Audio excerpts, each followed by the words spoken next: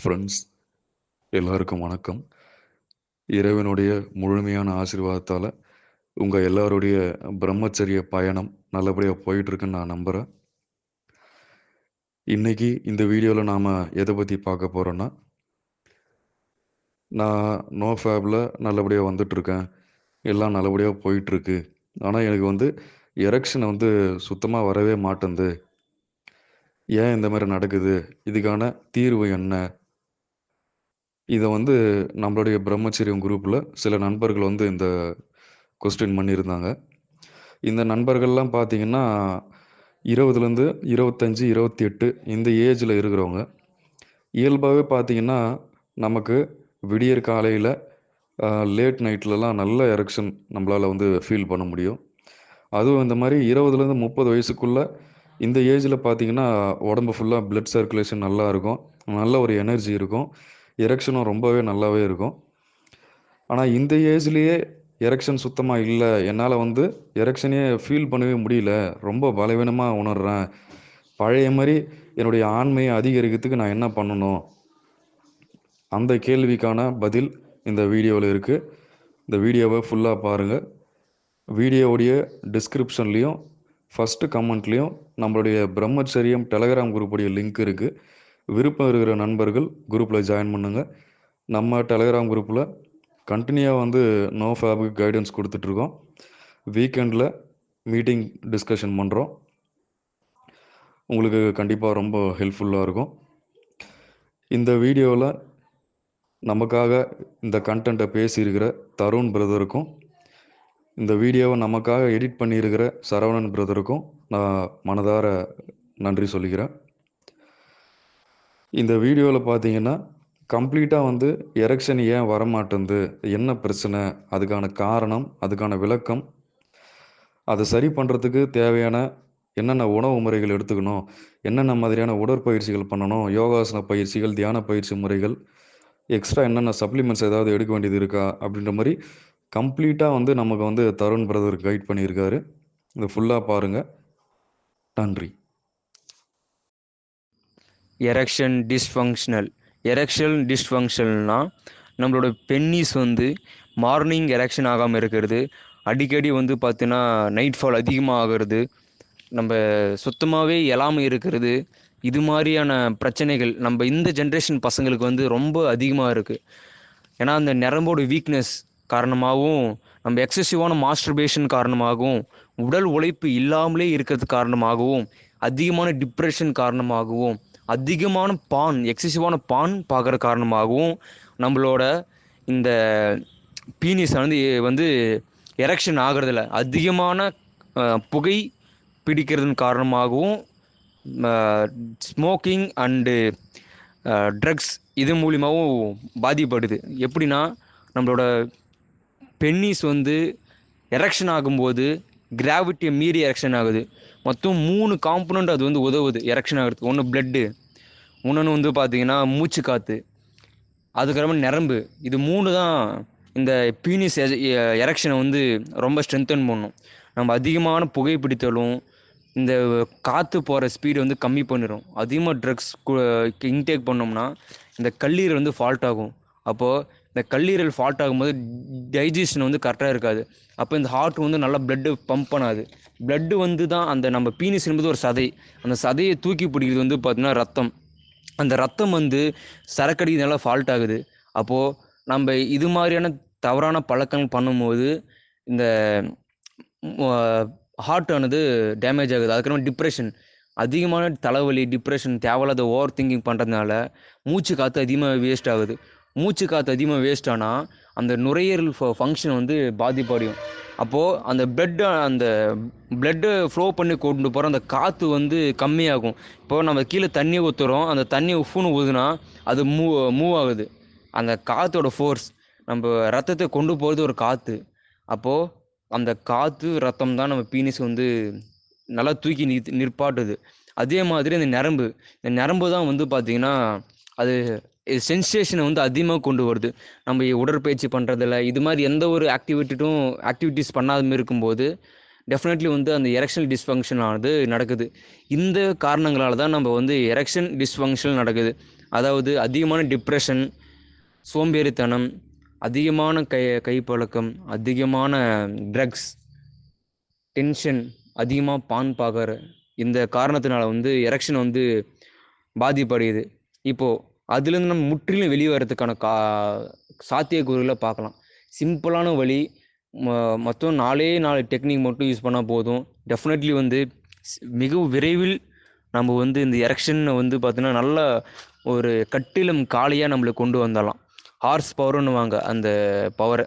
அந்த அளவுக்கு horse power கொண்ட பயிற்சிகளை தான் நம்ம இப்போ பார்க்க போகிறோம். முதல்ல உடற்பயிற்சி. உடற்பயிற்சியில் வந்து முக்கியமான பயிற்சி வந்து ஸ்குவாடு, அதாவது தோப்புக்கரணம். ஏன் தோப்புக்கரணம் அந்த அளவுக்கு எஃபெக்டிவ்னா, தொப்புலேருந்து 1 இன்ச்சு கீழே வந்து டெஸ்டிஸ்ன்னு சொல்லுவாங்க.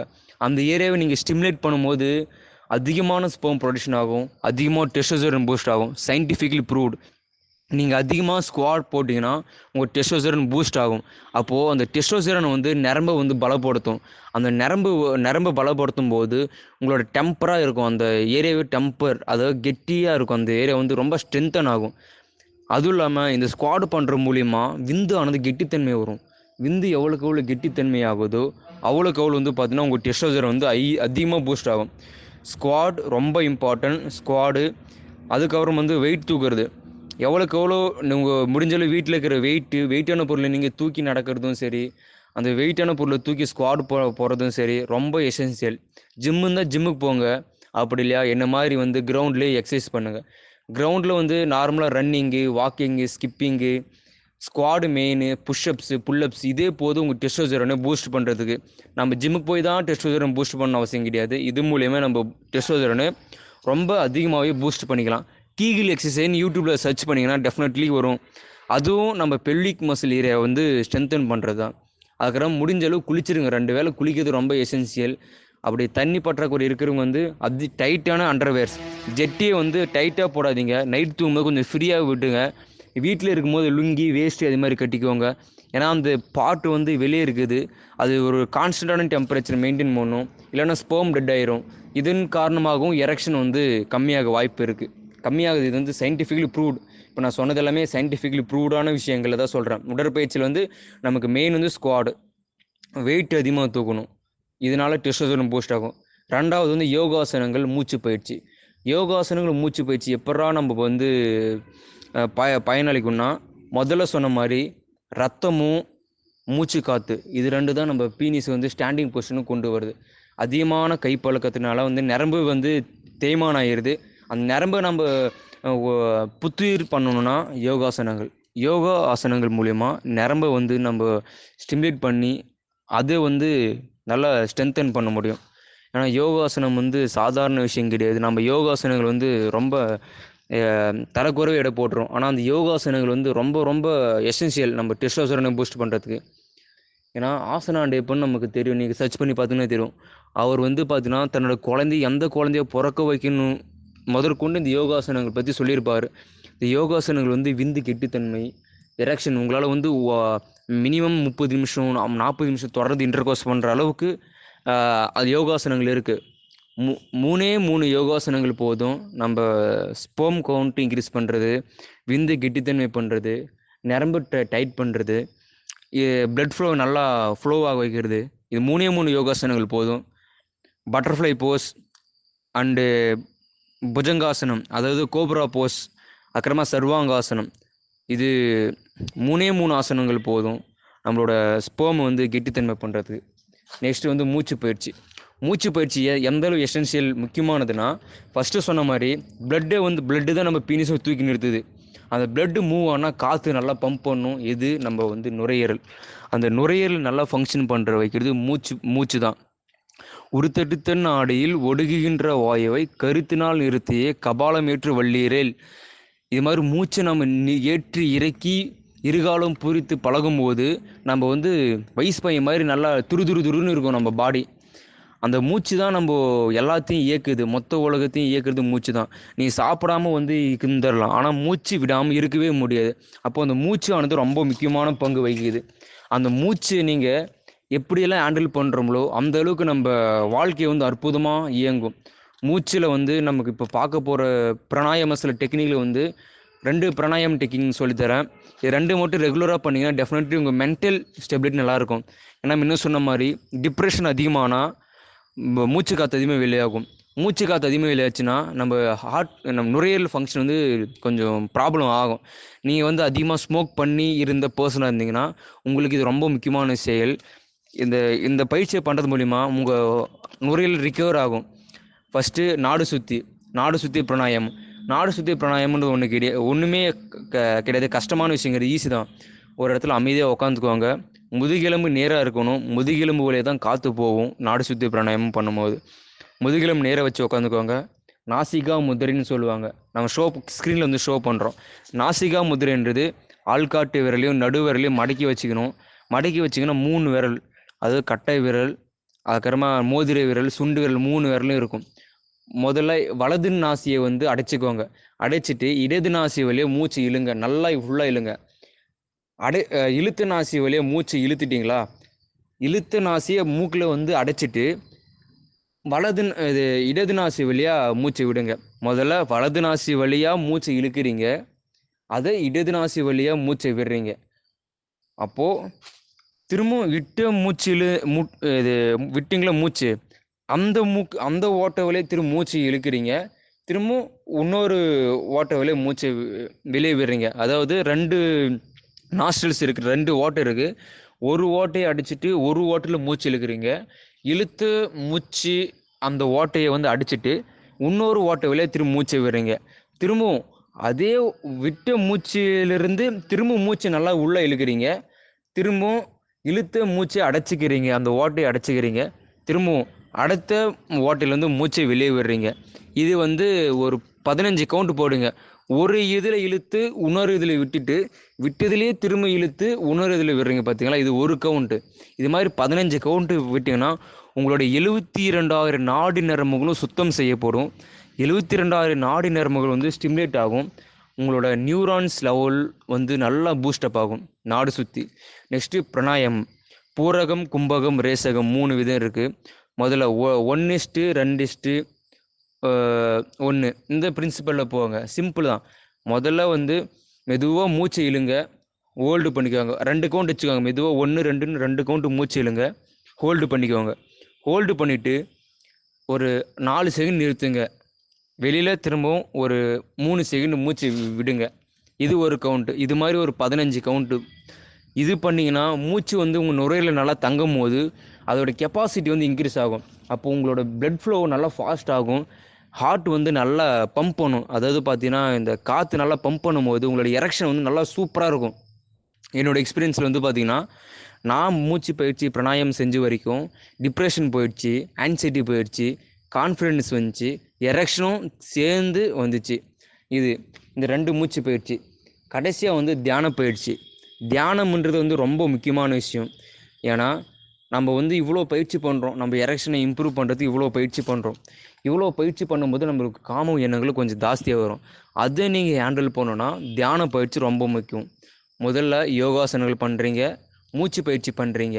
யோகாசனங்கள் செஞ்சு முடிச்சுக்கப்புறம் மூச்சு பயிற்சி முடிச்சுக்கப்புறமா ஒரு 15 நிமிஷம் தியானம்னா ஒன்றும் கிடையாது.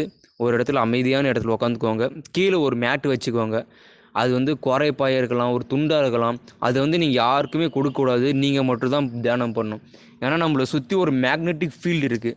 நீங்கள் ஒரு இடத்துல உட்காந்து தியானம் பண்ணும்போது அந்த இடத்துல ஒரு மேக்னெட்டிக் ஃபீல்டு கிடைக்கும். அப்போது நீங்கள் அதே இடத்துல தியானம் பண்ண உங்களோட எக்ஸ்பீரியன்ஸ் வந்து அதிகமாகும். அதனால தான் நம்ம வந்து மேட்டு யூஸ் பண்ண சொல்கிறது. அதுக்கப்புறமா ஏன் இன்னும் மேட்டு யூஸ் பண்ண சொல்கிறாங்கன்னா, நம்ம உடம்பு வந்து கரண்ட்டு மாதிரி, நம்ம உடம்புல வந்து எலக்ட்ரான்ஸ் ஃப்ளோ ஆகுது. பூமி வந்து கிரவுண்டு மாதிரி. இப்போது நீங்கள் தியானம் பண்ணும்போது அதிகமான எலக்ட்ரான்ஸ் வந்து ஃப்ளோ ஆகும் உங்கள் பாடியில். அந்த எலக்ட்ரான்ஸ் என்ன ஆகும்னா லோ ரெசிஸ்டன்ஸ் இருக்கிற பாத்தை நோக்கி போகும். அப்போது நீங்கள் அந்த கிரவுண்டில் உட்காந்து வெறுந்தரையில் தியானம் பண்ணிங்கன்னா அந்த எலக்ட்ரான்ஸ்லாம் பூமி இழுத்துக்கும். உங்களுக்கு வந்து அந்த தியானம் பண்ணுறதுக்கான பலனே இல்லாமல் போயிடும். அப்போது விரிச்சுக்குவாங்க, அதில் உக்காந்துக்குவாங்க. மெதுவாக மூச்சு இழுத்து மெதுவாக விடுங்க. அந்த மூச்சோட ஓட்டத்தை கவனிங்க. அது கவனிக்க வந்து பார்த்தீங்கன்னா உங்களுக்கு நல்ல ஒரு எண்ணங்கள் கிடைக்கும். இந்த மூச்சு கவனிச்சதுக்கப்புறமா கடைசியாக வந்து உடம்பை கவனிக்கணும். உடம்புனா ஒன்றும் கிடையாது, தலையை கவனிக்கணும். அதில் உள்ளே இருக்கிற பார்ட்ஸ் வந்து ஓய்வு நிலையில் இருக்கிறதா நீங்கள் வந்து ஃபீல் பண்ணணும். நீங்கள் இதே கற்பனை பண்ணணும். அது மாதிரி கை, கால், தொடை, இடுப்பு பகுதி, பெல்வி ஃப்ளோர் இது மாதிரி கற்பனை பண்ணிக்கலாம். இன்னும் இன்னும் பவராக இருக்குன்னா ஒரு ஒளிவட்டம் உங்கள் உச்சந்தலையில் இருக்கிறத நினச்சிக்கோங்க. அந்த ஒளிவட்டம் மெதுவாக உங்களை அப்படியே உச்சந்தலையிலேருந்து அப்படியே விரிஞ்சு மெதுவாக வருது. அப்படியே ஒரு தண்ணி ஃப்ளோ ஆகிற மாதிரி நினச்சிக்கோங்க. அந்த ஒளிவட்டம் வந்து மெதுவாக வர மாதிரி நினச்சிக்கோங்க. அப்படியே முகம், அப்படியே வந்து தோள்பட்டை, அப்படியே வந்து வயிற்று பகுதி, நெஞ்சு பகுதி, தொடை, உங்களோட கால் பகுதி வரையும் போகிறதாகவும் உங்கள் மனது அமைதியாகிறதும் கற்பனை பண்ணிக்குவோங்க. இது பண்ணுறது மூலிமா உங்கள் மனது அமைதியாகும், மூச்சோட வேகம் கம்மியாகும். அப்போது உங்கள் மனசில் வந்து அந்த காம எண்ணங்கள், நீங்கள் பார்த்த அந்த பான் மூவிஸ்லேருந்து அந்த வந்த எண்ணங்கள் கொஞ்சம் கொஞ்சம் அழிய ஆரம்பிக்கும். உங்களோட பிரெயின் நல்லா சூப்பராக வேலை செய்யும். எரெக்ஷன் நல்லாயிருக்கும். ஆனால் எரெக்ஷனுக்கும் மெடிடேஷனுக்கு என்னடா சம்மந்தம்னு கேட்டிங்கன்னா, அந்த மூச்சு தான் அந்த பிளட்டு ஃப்ளோ பண்ணி கொண்டு போகுது. அப்போது அந்த மூச்சு தியானத்தின் மூலமாக தான் சரி செய்ய முடியும். மூச்சு பயிற்சியும் தியானத்தின் மூலிமா தான் மூச்சை கண்ட்ரோல் பண்ண முடியும். மூச்சை கண்ட்ரோல் பண்ணுறவனால என்ன வேணும் பண்ண முடியும். சரம் பார்க்கவன் பரம் பார்ப்பான்னு சொல்லிட்டு திருமுறையில் சொல்கிறாரு. சரம் என்பது மூச்சு. அந்த மூச்சை யார் பார்க்குறானோ அவனால் எல்லாமே பண்ண முடியும். அப்போது இந்த மூச்சு பயிற்சியும் இந்த தியான பயிற்சியும் நீங்கள் ரெகுலராக பண்ணிங்கன்னா டெஃபினெட்லி உங்கள் பிளட்டு ஃப்ளோ நல்லாயிருக்கும். உங்கள் ரத்தம் நல்லா ப்யூரிஃபை ஆகும். ரத்தம் நல்லா ப்யூரிஃபை ஆச்சுன்னா அந்த எரெக்ஷன் நல்லா அந்த தூக்கி பிடிக்கிற கெப்பாசிட்டி நல்லாயிருக்கும். அதே மாதிரி தியானம் பண்ணும்போது மன அமைதியாக இருக்கும். நீங்கள் வந்து அதிகமாக வந்து லாஸ் ஆக மாட்டேங்குது. இப்போ பிரம்மச்சரியத்தில் நீடித்து நிலைக்க முடியும். அதுக்கப்புறமா ரொம்ப முக்கியமான ஒன்று, யோகாசனங்களை விட இன்னும் பவர் தாசினா அஸ்வினி முத்திரை மூலபந்தம். இது ரொம்ப ரொம்ப பவர்ஃபுல். நீங்கள் யோகாசனங்கள் பண்ணி முடிச்சிட்டிங்க, மூச்சு பயிற்சி பண்ணி முடிச்சிட்டிங்க, அண்டு தியானம் பண்ணி முடிச்சிட்டிங்க. கடைசி வந்து அஸ்வினி முத்திரை வஜ்ராசனம்னு ஒரு ஆசனம் இருக்குது. வஜ்ராசனத்தில் உக்காந்துக்கோங்க. கையை அமைதியாக சின்முத்திரையை வச்சு தொடமையில் வச்சுக்கோங்க. ஆசன பகுதினா நம்ம பாத்ரூம் போகிறோம்ல, அந்த ஓட்டையை வந்து பார்த்தீங்கன்னா அதுதான் மூலாதாரம் இருக்கிற இடம். அங்கேருந்து 1 இன்ச்சு மேலே மூலாதாரம் இருக்குது. அந்த இடத்த நீங்கள் இறுக்கி பிடிக்கணும். எப்படி மூச்சு இழுக்கும் போது அப்படி அந்த இடத்த அப்படி இறுக்கி மேல் நோக்கி இழுத்துன்னா அந்த இறுக்கமாக டைட் பிடிச்சிக்கும். இந்த மாடு வந்து சாணம் இட்டுச்சுன்னா அதோட பின்னாடி பார்த்தீங்கன்னா அந்த இறுக்கி சுருக்கி விரியும். அது மாதிரி நீங்கள் அந்த இடத்த சுருக்கி பிடிச்சி ஒரு 5 செகண்ட் ஹோல்டு பண்ணிக்கணும். 1 2 3 5 செகண்ட் ஹோல்டு பண்ணுறீங்க. நெக்ஸ்ட்டு உடனே டக்குன்னு விடணும். டக்குன்னு விட்டு அந்த 1 செகண்டில் திரும்பி இறுக்கி பிடிச்சிக்கணும். இதுதான் அஸ்வினி முத்திரை. இது மாதிரி ஒரு 10 கவுண்ட்டு. இந்த 10 கவுண்ட்டு போகிறதால என்ன பெனிஃபிட்னா, நீங்கள் சொன்னால் நம்ப மாட்டீங்க. அஸ்வினி முத்திரை போகிறதுனால 72,000 நாடி நரம்புகள் ஸ்ட்ராங் ஆகும். 72,000 நாடி நரம்புகள் ஸ்ட்ராங் ஆச்சுன்னா உங்கள் பீனிஸில் வந்து நல்லா ஸ்ட்ரென்த்தன் ஆகும். ஏன்னா பீனிஸ் என்பது நரம்பு தான். நரம்பு தானே வந்து சிக்னலை வந்து டிரான்ஸ்மிட் பண்ணுது. எப்படி நம்ம வயர் மூலிமா வந்து நம்ம சிக்னல் டிரான்ஸ்மிட் பண்ணியிருந்தோம்னோ அதே கான்செப்ட் தான் இங்கேயும்.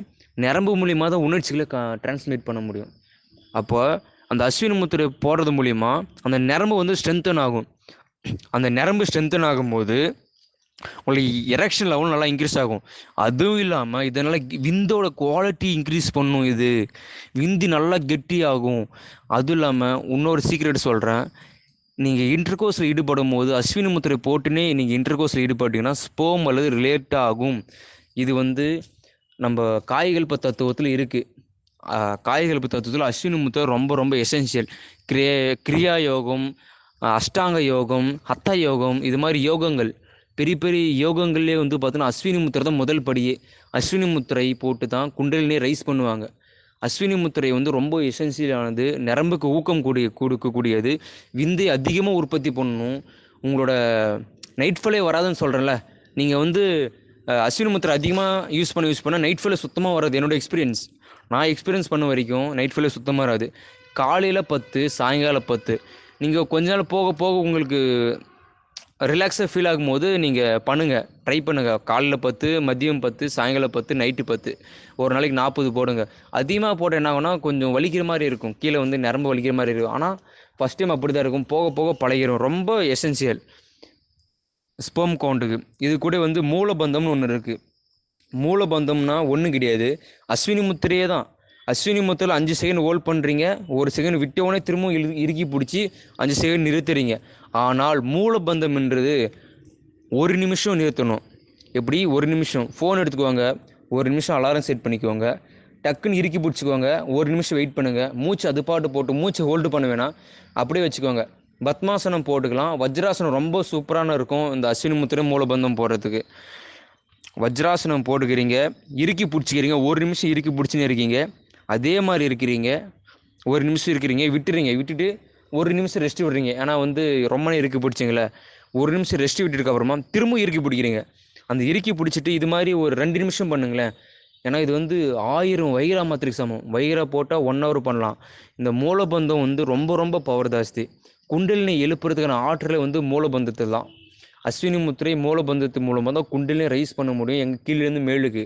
அப்போது இந்த அஸ்வினி முத்திரை மூலபந்தமானது விந்தோட குவாலிட்டியும் அதிகப்படுத்தும், உங்களோட நரம்பையும் ஸ்ட்ராங் பண்ணும், உங்களோட டெஸ்டோஸ்டெரானையும் பூஸ்ட் பண்ணும், எரெக்ஷனையும் இம்ப்ரூவ் பண்ணும், அந்த 72 நாடி நரம்புகளும் பியூரிஃபை பண்ணும், உங்கள் பிரெயினும் நல்லா மூலபந்தத்தை ரெகுலராக ப்ராக்டிஸ் பண்ணும்போது உங்களோட ஸ்பெர்ம் குவாலிட்டி வந்து ரொம்ப ரொம்ப சூப்பராக இம்ப்ரூவ் ஆகும். அடுத்ததாக பார்க்க போகிறது வந்து சித்த மருத்துவம். நம்ம வந்து என்ன பண்ணிட்டோம், இங்கிலீஷ் மருந்துன்னு அதை நோக்கியே ஓடிட்டோம். ஆனால் நம்ம வைகரா அது மாதிரி சொல்லிட்டு அதை நோக்கியே ஓடிட்டோம். ஆனால் நம்ம சித்தர்கள் கண்டுபிடிச்ச மூலிகைகள் இருக்குது, அது அபரிவிதமான விந்து வந்து உற்பத்தி பண்ணும். அதை பற்றி நம்ம இப்போ ஒரு விரிவான ஒரு பார்வையை பார்க்கலாம். மொத்தம் 4 பொருள் இருக்குது. மொத்தம் அஸ்வகந்தா, அதாவது அமுக்குரான் கிழங்குன்னு சொல்லுவாங்க, அஸ்வகந்தா, பூனைக்காளி, ஊரிதழ் தாமரை, ஜாதிக்காய். இது 4மே ரொம்ப ரொம்ப விந்துக்கு ரொம்ப ஒரு நெருங்கிய சொந்தக்கார மாதிரி. அது கெட்டித்தன்மை பண்ணுறதுலையும் அது வெளிவிடாமல் இருக்கிறதுலையும் உங்களோட நாடி நரம்பை சுத்தம் பண்ணி அது ஸ்ட்ரென்தன் பண்ணுறதுலையும் இந்த 4 பொருள் ரொம்ப முக்கியம். அஸ்வகந்தா 4 வைகரா மாத்திரைக்கு சமம். நீர்முள்ளி அதே மாதிரி, பூனைக்காளி நரம்பு ஸ்ட்ராங் பண்ணணும், ஜாதிகை சொல்லவே தேவையில்ல, அப்படியே சின்ன பசங்களாட்டம் துருத்துணும், அப்படியே நரம்பு வந்து டெம்பராகி நிற்கும். இதே நீங்கள் ஜாதிகையை சாப்பிட்டு ஒர்க் அவுட் போட்டு வந்தீங்கன்னா அந்த நரம்பு வந்து டெம்பராகி நிற்கும். நீங்கள் வந்து இந்த அஸ்வகந்தா ஜாதிக்காய், நான் யூஸ் பண்ணுறது வந்து அஸ்வகந்தா ஜாதிக்காய், ரெண்டுத்தையும் பால் சுண்டை காய வச்சு பாலில் மிக்ஸ் பண்ணி சாப்பிட்டு வந்தீங்கன்னா 48 நாளில் வந்து உங்களோட எரெக்ஷன் ஒரு வாரம் யூஸ் பண்ணி பாருங்களேன், ஒரு 7 நாள். அதிகமான காசு கிடையாது. அஸ்வகந்தா பவுட்ரு ஒரு 120 தான். அதே மாதிரி ஜாதிக்காய் தான் கொஞ்சம் ரேட் அதிகமாக இருக்கும். 30 கிராம் 50 கிராம் வாங்கி வச்சுக்கோங்க. எல்லாமே 2 கிராம் 3 கிராம் தான் யூஸ் பண்ணணும். அதிகமாக சாப்பிட்டிங்கன்னா அதிகமாக ஸ்பெர்ம் ப்ரொடக்ஷன் ஆகும், ஹீட் அதிகமாகிட்டு முகத்தில் கொப்பளம் அது மாதிரியான வந்துடும். ஏன் இது இப்போ சொல்கிறேன்னா, நான் நிறைய பேர்கிட்ட ஃபேஸ் பண்ண வரைக்கும் நிறைய பேர் வந்து ஆர்வக்குள்ளரில் அதிகமாக சாப்பிட்டு ரொம்ப வந்து மன உளைச்சலுக்கு ஆயிடுறாங்க. அதனால என்ன பண்ணுறீங்கன்னா, கம்மியாக பால் இருந்தால் பாலில் கலந்துக்குவாங்க, அப்படி இல்லையா சுடுதண்ணி நல்லா கொதிக்க காய வச்சுட்டு அதில் அஸ்வகந்தா ஜாதிக்காய் இது ரெண்டுத்தையும் கலந்து காலையில் மாலையில் சாப்பிடுவாங்க. 7 நாளில் உங்களுக்கான டெஸ்டோஸ்டெரான் பூஸ்ட் ஆகுது தெரியும். 48 நாளில் நல்லா ஒரு எரெக்ஷன் இருக்கும், நல்ல குட் எரெக்ஷன். ஏன்னா நீங்கள் வந்து இப்போ வந்து சித்த மருத்துவ டாக்டர் சில டாக்டர்கிட்ட போனீங்கன்னா இதை தான் சொல்லுவாங்க, அஸ்வகந்தா சாப்பிடுங்க. கவுன்சிலிங் நீங்கள் 1000 ரூபாய் 2000 ரூபாய் கவுன்சிலிங் காசு கொடுத்து போய் கவுன்சிலிங் வாங்குறதுக்கு நம்மளே இப்போ ஈஸியாக சொல்கிறோம், அவங்களே இங்கே இதை தான் சொல்லுவாங்க, அஸ்வகந்தா தான் அது அவங்களே சொல்லுவாங்க, இந்த தியானம் தான் அது இதே சொல்லுவாங்க. நீங்கள் அஸ்வகந்தா மட்டும் ஒரு 48 நாள் எடுத்துன்னு வாங்களேன். ஏன் 48 நாள்ன்றனா, ஒரு மருந்து வேலை செய்யறதுக்கு ஒரு மேக்ஸிமம் ஒரு 14 நாள் இல்லைனா 18 இல்லைனா 48 நாள் ஆகும். அஸ்வகந்தா ஜாதிகை ரெண்டுமே கலந்து இருக்கிறதுனால உங்களுக்கு 7 நாள் ரிசல்ட் தெரியும். நல்ல டெம்பராகி இன்றைக்கி நீங்கள் காலில் தூங்கி எழுந்தீங்கன்னா டெஃபினெட்லி டெம்பராகி இருக்கும். என்னோடய எக்ஸ்பீரியன்ஸ், நானும் இதே மாதிரி மாஸ்டர்பேஷன் பண்ணி நரம்பு தழைச்சி வந்தவன் தான். ஆனால் இப்போ நல்லா ஒரு துரு நல்லா கெத்தாக ஆம்பளையாக நல்லா கட்டிலும் காலையாக இருக்கிறன்னா இந்த காரணமாக தான், இந்த அஸ்வகந்தாவும் ஜாதிகை பொடி காரணமாக தான் நான் நல்லா டெம்பராகி நிற்கிறேன். உடம்பும் சரி மனசும் சரி அந்த அளவுக்கு நல்ல இருக்குது. இந்த சித்த மருத்துவம், நீங்கள் சித்த மருத்துவ கடை லோக்கல் இருக்கும், போய் வாங்குங்க, நல்லபடியாக யூஸ் பண்ணுங்கள். சில பேர் சொல்லுவாங்க கல்யாணம் ஆனால் தான் இது யூஸ் பண்ணணும்னு சொல்லிட்டு. இல்லை, நீங்கள் இப்போ இருந்தே யூஸ் பண்ணிங்கன்னா உங்கள் ஒய்ஃபையும் நீங்கள் சாட்டிஸ்ஃபை பண்ணலாம், இல்லற வாழ்க்கையும் நல்லறமாக முடியும். இல்லைனா பொண்டாட்டி வந்து அடித்து துரத்திடுவாங்க. நெக்ஸ்ட்டு வந்து பார்த்திங்கன்னா ஃபுட்டு, நம்ம சாப்பிட்ற ஃபுட்டு எப்படிலாம் இருந்தால் நம்ம டெஸ்டோஸ்டெரான் பூஸ்ட் ஆகும்னா, ஜங்க் ஃபுட்டை வந்து அவாய்ட் பண்ணிடலாம். ஏன்னா நம்ம ஒரு ஆண் மகன்னா டெஸ்டோஸ்டெரான் அதிகமானால் தான் அவன் ஆண் மகனாக இருப்பான், அவனோட நரம்பு நல்லாயிருக்கும், அவனோட செயல் நல்லாயிருக்கும், அவனோட மூச்சு காற்றுலேருந்து அவன் நடக்கிற நடை உடை பாவனை எல்லாமே இருக்கும். ஒரு டெஸ்டோஸ்டெரான் அதிகமாக பூஸ்ட் ஆனால் ஒரு ஆம்பளை எப்படி இருப்பானா, ஒரு பாட்டு சொல்லியிருக்காங்க, தென்கையில் மான் தூக்கி சிவந்த மழு தூக்கி அங்கத்தில் ஒரு பெண்ணை அனுதினமும் தூக்கி திங்களை தடையில் சரித்த கட்டிடம் காளையை தூக்கி அங்கும் இங்கும் ஆடி இருக்கும் என் ஆண்மை நிறைந்த என் ஆண்மை மகனே, உன்னால் அனைத்தையும் சாதிக்க முடியும் என்று இந்த தமிழில் வந்து ஒரு அற்புதமான ஒரு வாக்கியம்.